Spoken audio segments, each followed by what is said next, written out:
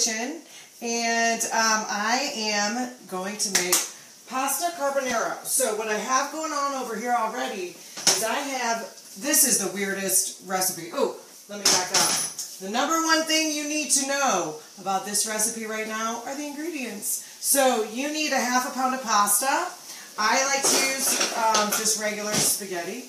You also need 3 slices of bacon, and you want to slice those about 1 inch thick. So I have those going right now, which is the weirdest to me because I'm not a big bacon fan, but that's okay, it is delicious. 1 teaspoon of minced garlic. You need 1 egg and 1 egg white. You also need 2 cups of spinach because I'm making it a little bit different, of course. So I'm adding spinach, some tomatoes, onions, and some mushrooms. So that's what I'm doing.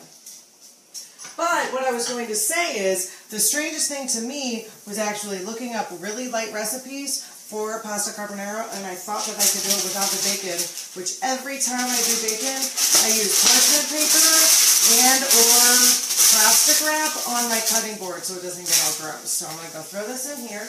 But when you are cooking your bacon, you want to make sure that you cook it on medium so that it doesn't burn.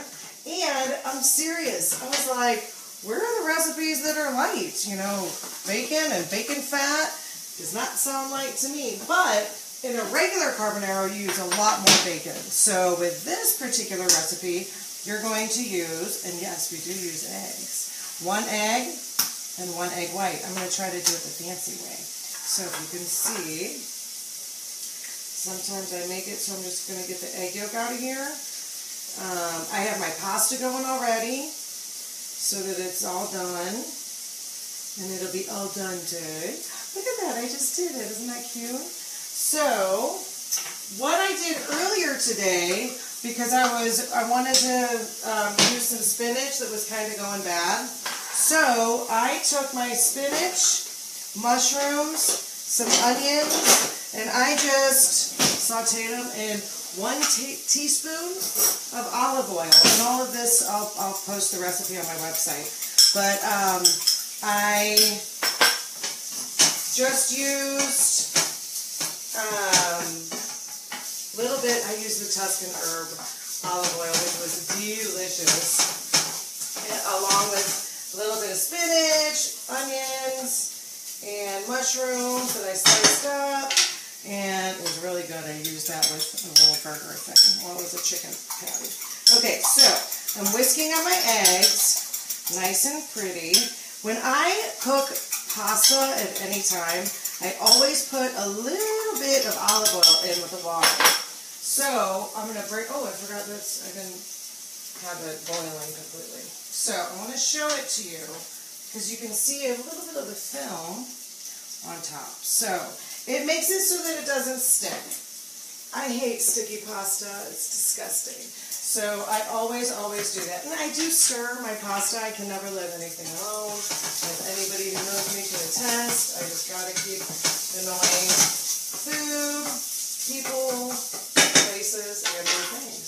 So because I've already sauteed this, you would add this in with the bacon once the bacon is cooked. But I've already cooked it. I mean, I'm still going to add it. But you would add it raw. Cook it in there. You could add a little bit of olive oil, but I don't think so. I don't think you need it because you have that bacon grease. Which, to be honest with you, the only other time that I've ever cooked with bacon grease is when I was doing, hi Sandy, when I was doing the high-dorn potato salad.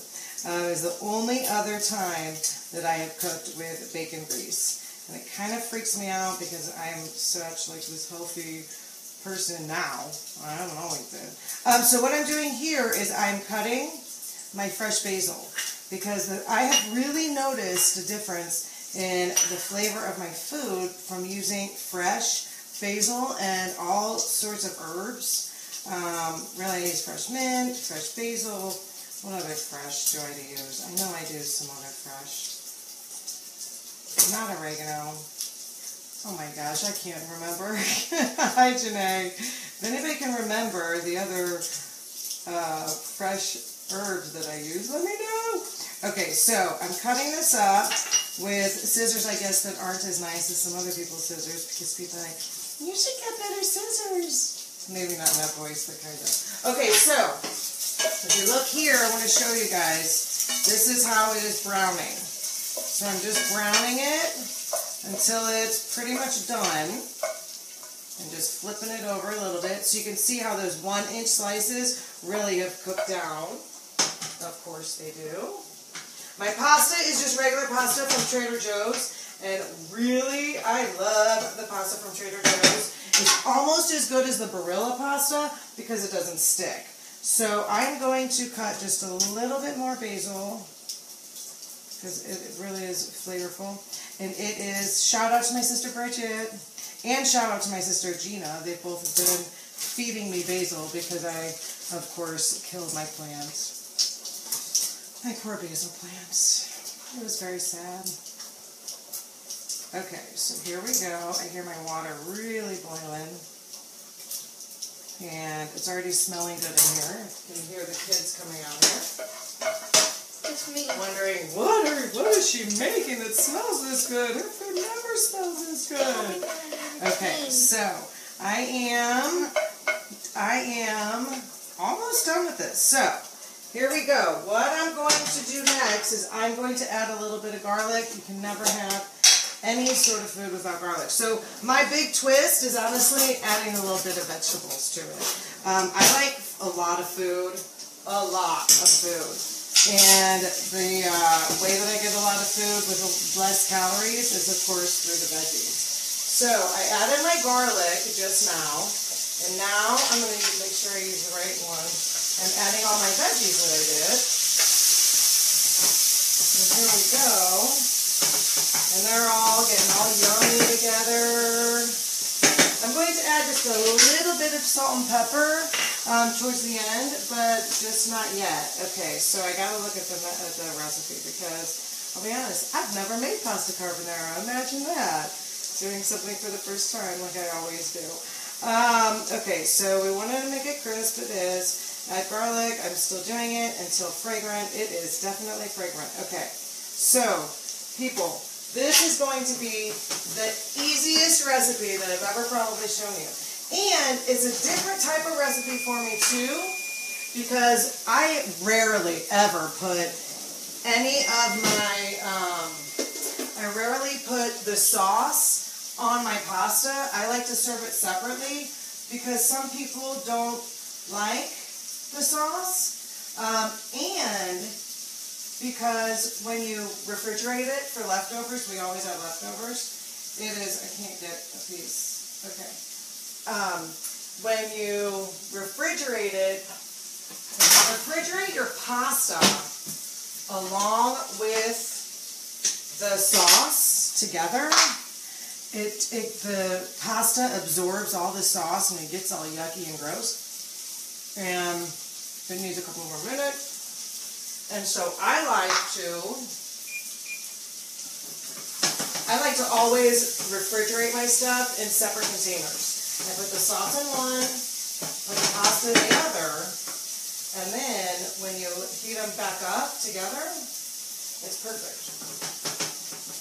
And I may only use half of this pasta because although my kids think that it smells really good, they're not going to try it because they are kids that make me really mad. So, and thank you, another shout out to Sue Hartman for my mini glass. Today I have mixed it, white wine, along with some Fresca and a strawberry, just so that it's more like a spritzer, and it is delicious. I don't want to get too tipsy tonight. So as I'm mixing this, it's on medium, and I want to show it to you because it looks really yummy and pretty, and it is all getting so delicious in there. And I saw that Crystal has joined us, so welcome, Crystal, to our little party. Okay, so I have the best strainer one could ask for because it's easily collapsible when you are storing it. My pasta is probably just about done. I'm going to try it out.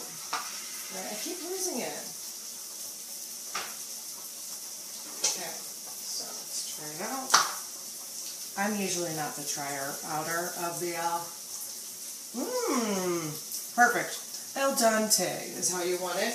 What that means is that it's not all the way 100% real soft, because when it's soft, it's really disgusting. So I'm going to take this over really quickly and drain it.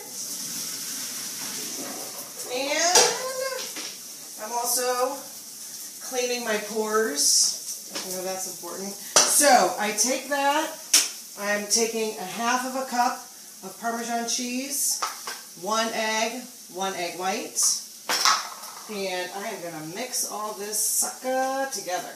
So add the spaghetti to the skillet. So I'm going to add about half. And remember, it's only 3 slices of bacon. So honestly, that's a good amount of bacon and bacon fat that it really flavors the food. So I'm probably not going to add all of this. Well, I can add all the egg. It's not a big deal. So I'm going to add the egg now. And I'm adding my Parmesan cheese. And I'm going to mix it all together. Here we go. Use this so you guys can really get the full effect. How beautiful this is. Actually, it might even be better with tongs. And then I need some friends to help me eat it. So you just mix it around. And there's all the bacon. Oh, and also the inspiration of this meal was my husband went out with his mom to dinner on, I don't know, one time this weekend because we were out of town, and he got pasta carbonara. And I tasted it, and I said, ooh, that was really good. Mozzarella, baby. It's a delicious, delicious place. So, I am going to plate this up in one of my gorgeous plates, darling, gorgeous. It's upside down. Remember, eggs, a little bit of bacon, and then, I use the mushrooms and the spinach and the onions, but you can add any sort of veggies. Don't be afraid in the kitchen, people. Try things out. I'm trying out the bacon. I never put bacon in anything, so I am trying it out. Don't be scared. Don't be scared. Okay. So, I didn't add any salt and pepper. I had salt and pepper in my veggies, so I didn't add it. Plus, there's a lot of salt in the bacon. But if you want to add salt and pepper, did I put the, oh, darn it. Forgot the basil. I knew there was a reason I didn't add salt and pepper. And I'm going to take a bite. I wish you guys were here eating this with me. I'm serious. I really do. Oh my gosh. That is so much flavor from the bacon and the bacon fat, and the veggies taste delicious. It was so good. Yes, and it is a raw egg. You just throw it in there. It cooks for just a couple of minutes, and it's good to go because it does cook. You can see here the cooked egg. It's kind of like when you make stir fry, okay? Or stir-fried rice. Yeah, stir-fried rice. That's what it's like. Yum. That was delicious. So thank you so much for showing up here, for watching this. Share it with your friends. Like it. Watch me on YouTube. And try this recipe out. I'll talk to you soon. Bye.